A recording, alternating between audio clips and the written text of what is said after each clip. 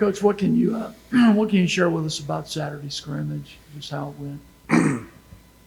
I thought there were some really good things. We had a number of injuries defensively, so we gave some explosive plays, which obviously, whenever one side does good, it's an issue with the other side. So I thought that the speed of the offense was good and the mechanics with it.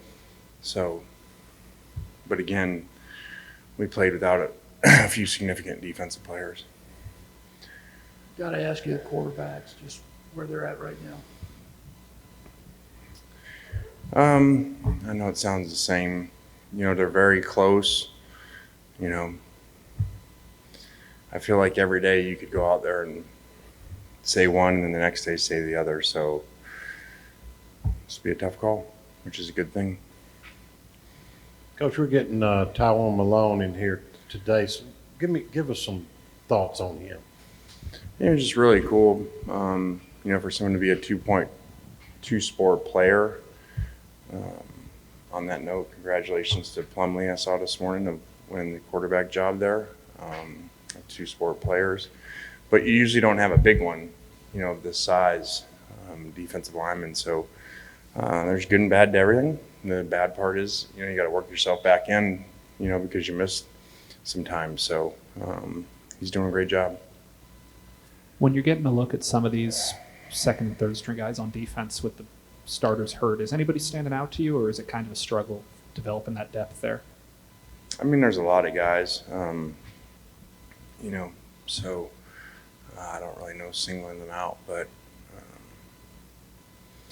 we need our backup defensive players to play, so we don't have to play our frontline guys as much as we did a year ago, and to develop so we can play better special teams.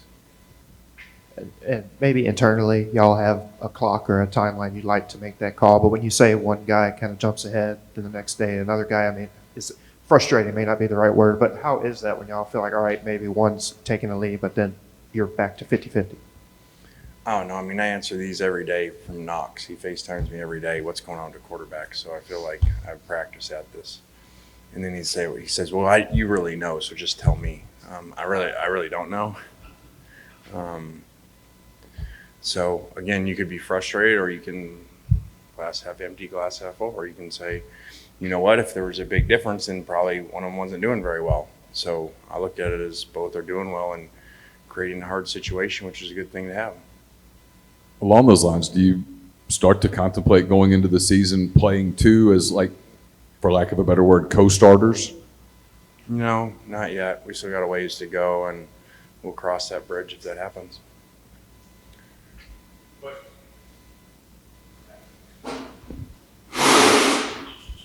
Hey, Lane, your first 2 years here, you had receivers who really had more targets, more catches, Elijah, than Dontario last year. Is that a preference in the way you want to run the offense, or is that just the way it worked out with chemistry?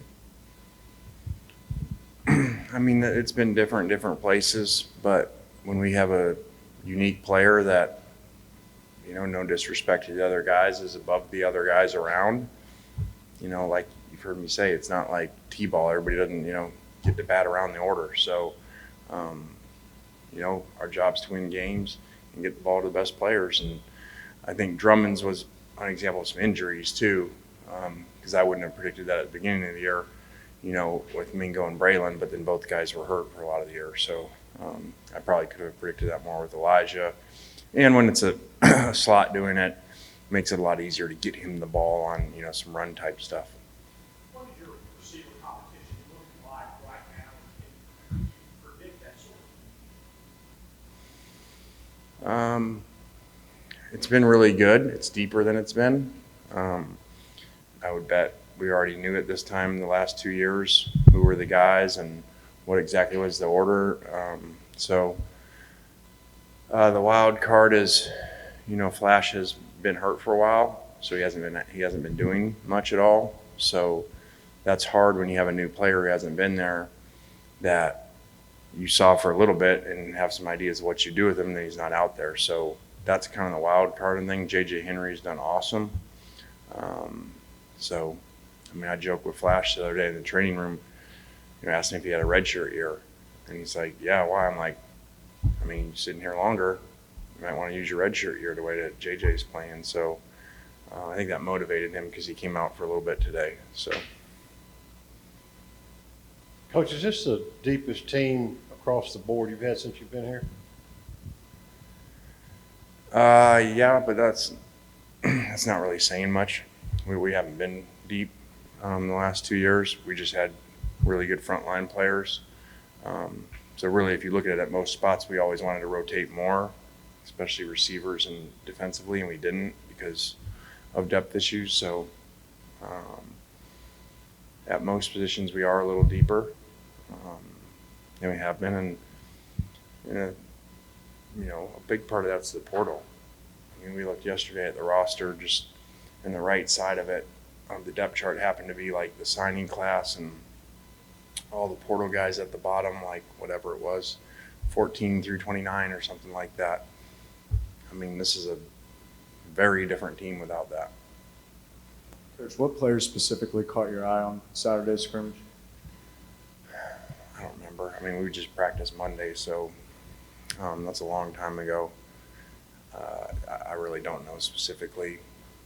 Remember that we've already had walkthroughs and other practice, everything. So, sorry. What have you seen out of Dayton Wade? Just kind of what does he bring to the table in terms of just the numbers you have? Yeah, really good. Much like Pearson last year. Like kind of a surprise of a walk-on kid that has come here and done really well and earned the right to play. So those are always added bonuses because they're not things you're counting on, and all of a sudden they create depth, which is great.